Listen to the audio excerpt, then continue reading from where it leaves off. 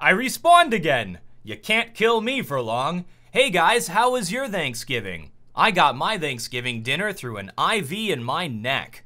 I did discover a great weight loss plan though. I lost 10 pounds in just 3 days. It's not very much fun though, and it's kind of expensive. I'm fine now, recovering, nothing permanent or anything like that. I have lost a lot of time though, so here's the video I was working on before I was hospitalized. Thanks for the patience. Let's bring that picture back. One thing I want to point out here. Even when I'm on my deathbed, I look good. I look good! Greetings, TheWarOwl greets you. Operation Hydra has finally come to a close, and with it we have a brand new update to the game. One of the things that I've been pushing for years is an overhaul of the play menu. People always take the path of least resistance, and in a game like this that means clicking play and then clicking what they want to play. The stuff on there is so out of date. It's been the same way since the start of matchmaking. There's stuff that nobody wants to play on there, and there's no new stuff. A good multiplayer game is like a water park. There's the lap pool for the competitive swimmers, there's the kiddie pool for the children to puke in, and then there's a water slide for the thrill seekers. The CSGO water park has become dilapidated over the years. What we get in this update is a restoration job with a new coat of paint and a new lifeguard to keep the troublemakers from peeing in the lap pool. I'm tired of swimming in pee. The developers have taken the very best of Hydra and incorporated it into the game permanently. Thank goodness. But what's interesting is that I knew what worked and what didn't based on intuition, based on having my finger on the pulse of the community. But what Valve used to determine what worked was statistics. They looked at what people played the most and put that into the game, while removing what people didn't even touch. It's definitely a unique design philosophy, one that puts absolute trust into the game's community instead of the intuition of the developers. If it works, I honestly hope this will serve as a template for other multiplayer titles, not only for Valve games, if they make any more, but the entire industry, so we don't end up with more Star Wars Battlefield 2 fiascos. And yes, I said that on purpose, as I did with the Call of Duty in the solo queue video. So what did change? Let's go from right to left on the play menu. Competitive. Gone are the arbitrary active duty and reserve map groups. Instead, we just have maps that people actually play. And canals. I don't expect to see Aztec or Militia ever return. Both maps saw an extensive rework, and both maps were still rejected by the community. Unfortunately, 4 maps are now inaccessible in the game client: Dust, Aztec, Militia, and Vertigo. Without hunting down a compatibility version of the map, it's now impossible to even play them on a local server. This is absolutely unacceptable. Access to the maps needs to be made available on the Steam Workshop so that server operators can load them up. I see no benefit to removing them from the game like this. Regardless, I really like this change. It removes clutter. There's 11 maps there right now, which is definitely enough for variety. It's also less overwhelming on the senses and your decision process when you visit the competitive screen. I hate this buzzword, but it works. It's more streamlined. Now you'll notice a new thingy on the bottom left of the competitive screen. Trust factor. It almost sounds like corporate speak. The trust factor is a new hidden value associated with your account, like your ELO value. But in how your ELO value is used to determine your relative skill at the game, the trust factor determines how much of an asshole you are. People with low trust factors are going to be matched with other people with low trust factors, and people with high trust factors are going to be matched with other lovely people. Remember how I suggested that they should shadow ban cheaters and make them play against other cheaters like Titanfall did on release? Now they're gonna do that, but with toxic people. Valve won't tell us what affects the trust factor, or even what your trust factor is. I guess we're gonna have to just trust them. I have some guesses though, guided by my unmatched intuition for everything Counter-Strike and my vast experience with following the game.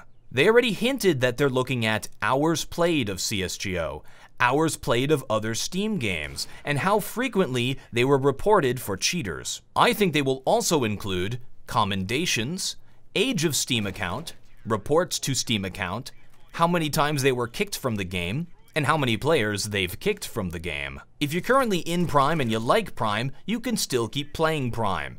If you like your healthcare, you can keep it.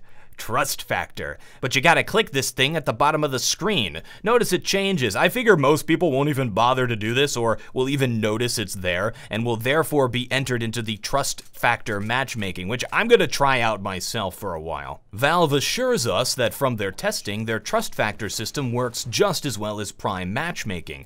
We shall see. I assume they'll be modifying the algorithm as we go along. There's no way they can come up with the best answer without testing it in the wild, as brilliant as they are. The problem with Prime matchmaking was that new players to the game who are super cool get matched with a bunch of jerks, and it takes a while for them to actually get into the Prime matchmaking thingy, so there's a huge barrier to entry. Wingman, the 2v2 competitive mode. Wingman has been fully expanded into its own game mode and has been given a slot prominently on the play menu. You can also create a two-person lobby to play with friends. It's available to everyone, no extra charge. You don't gotta pay like, I don't know, Battlefield, oh gosh, what is it called?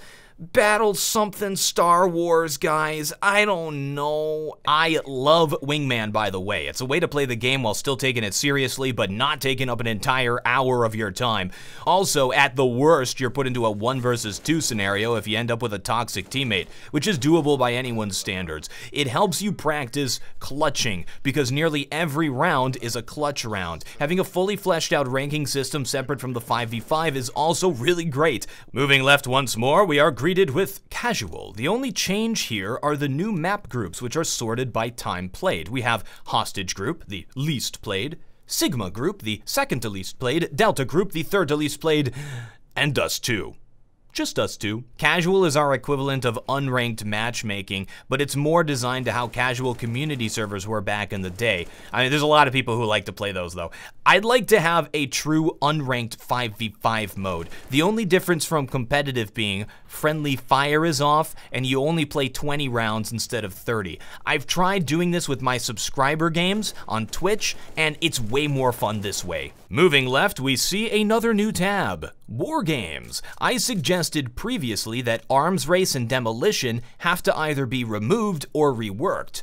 Instead, they've been hidden, put into the new War Games category. This is great. This is like an entire category for fun custom game modes.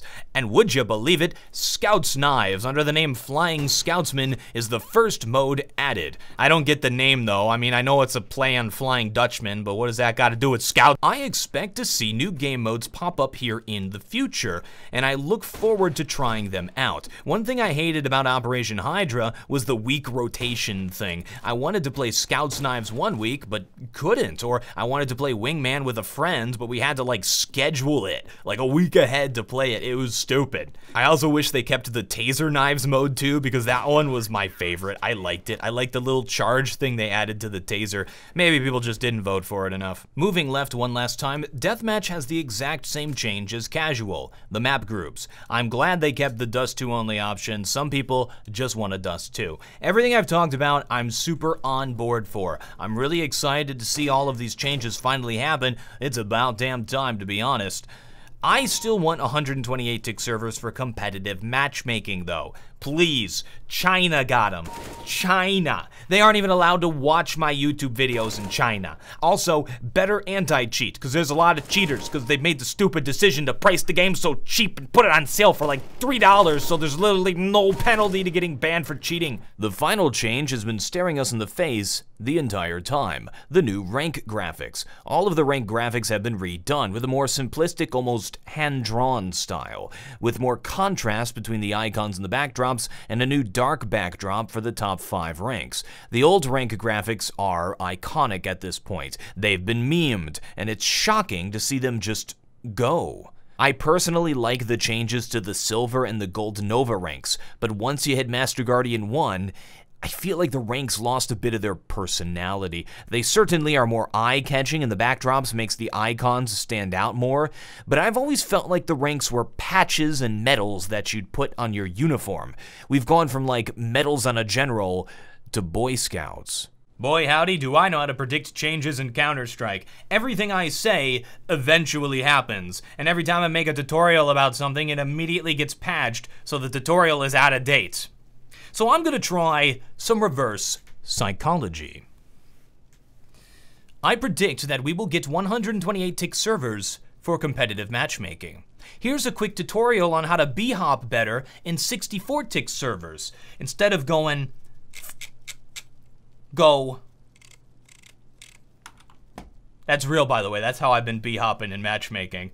Thank you folks very much for watching. I am TheWarOwl, and I still have no closer.